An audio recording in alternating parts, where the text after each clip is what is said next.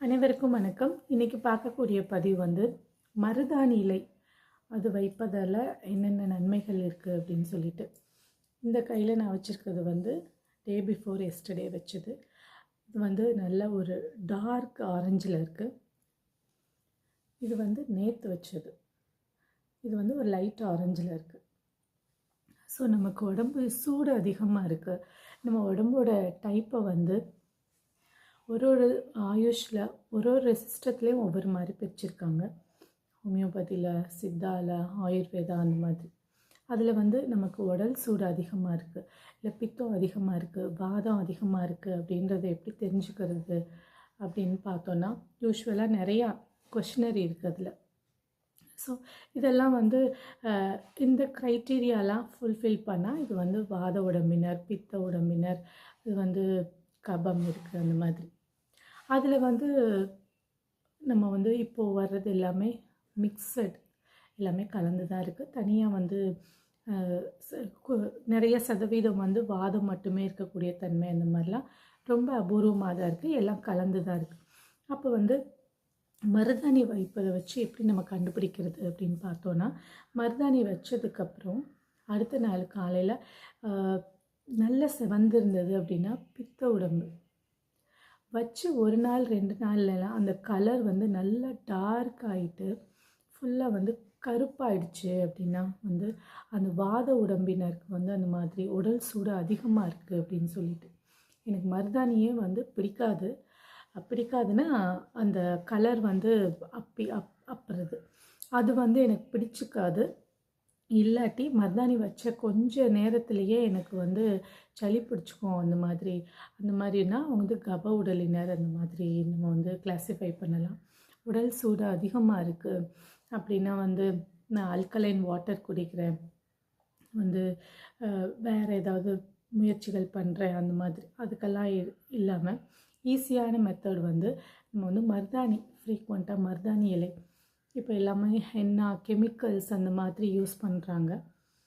கிடைக்கிற வரைக்கும் மேக்ஸிமம் நம்மக்கிட்ட வந்து அந்த மருதாணியோட அந்த நம்ம அதை நட்டு வச்சு அதை வளர்க்குறது வந்து ஒரு பெரிய விஷயமா இல்லை. ஸோ அதனால் வந்து ஒரு மந்த்லி ட்வைஸ் அந்த மாதிரி மருதாணி வச்சுக்கும்போது நம்ம டைப் ஆஃப் உடம்பு வந்து எப்பவுமே ஒரே மாதிரி இருக்காது.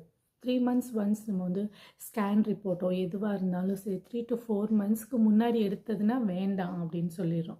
ஸோ உடம்பு வந்து மாறிட்டே இருக்கும்.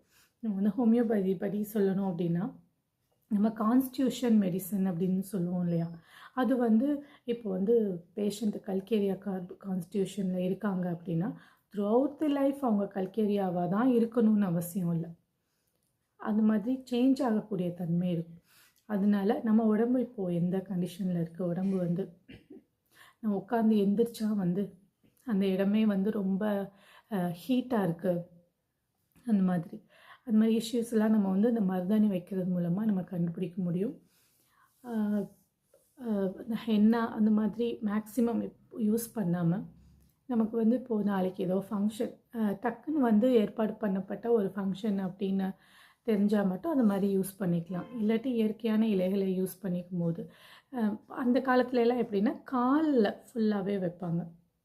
ஃபுல்லாக அந்த நம்மளுடைய சோல் அந்த கொலுசு மாதிரி. அப்போ வந்து அதில் இருக்கக்கூடிய வெடிப்பு, ஸ்கின் இன்ஃபெக்ஷன்ஸ், அந்த மாதிரி புண்ணாகிறது, ரத்தம் வர்றது, கிராக்ஸ், அது எல்லாத்துக்குமே சேர்த்து எல்லாத்துக்குமே வந்து அது ஒரு மருந்தாக இருந்திருக்கு. அப்போது ஃபுல்லாக எல்லாத்தையும் போட்டுட்டு அதை வந்து அடுத்த நாள் ஃப்ரீக்வெண்ட்டாக அதை வந்து மருத்துவ இது யூஸ் பண்ணும்போது ரெகுலராகவே யூஸ் பண்ணியிருக்காங்க. இப்போது நாங்கள் வளர்ந்தது எல்லாமே வந்து ஒரு கிராமம்.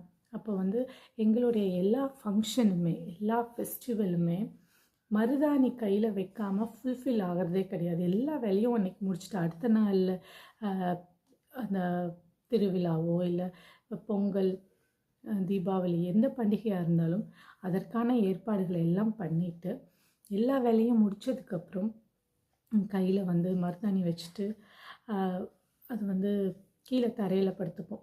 ஏன்னா ஃபுல்லாக பெட்டு தலகாணியெல்லாம் வந்து கரையாயிரும்னு சொல்லிட்டு ஃபுல்லாக நைட் ஃபுல்லாக அதை வச்சுருந்து ஒரு 5 hours அந்த மாதிரி இருந்தாவே போதும். ஆனால் வந்து நமக்கு நிறையா நேரம் வச்சுருந்தா நல்லா பிடிக்கும் அப்படின்ற மாதிரி ஒரு கான்செப்டில் ஃபுல்லாக வச்சுட்டு காலையில் உனக்கு நிறையா பிடிச்சிருக்கா, எனக்கு நிறையா பிடிச்சிருக்கா, அந்த மாதிரியான ஒரு இதெல்லாம் போயிட்டுருக்கும். ஏன்னா வந்து அந்த ஸ்மெல்லு, அந்த கலரு இயற்கையிலே நமக்கு கிடைக்கக்கூடியது இல்லையா? அந்த ஸ்மெல்லு வந்து அவ்வளோ நல்லாயிருக்கும். அந்த சில நாஸ்டால்ஜிக் மொமெண்ட் இல்லை நாஸ்டால்ஜிக் ஸ்மெல் அதெல்லாம் வந்து அந்த ஹென்னாலெல்லாம் அந்த ரெடிமேட் ஹென்னாலெல்லாம் அந்த அளவுக்கு இருக்காது. ஸோ நம்ம மோந்து பார்த்துட்டே இருக்கிற மாதிரி அது மோந்து பார்க்கும்போதே நமக்கு இந்த சில ஸ்மெல்லெல்லாம் வந்து பழைய காலத்து நினைவுகளை கொண்டு வரும் அப்படின்ற மாதிரி.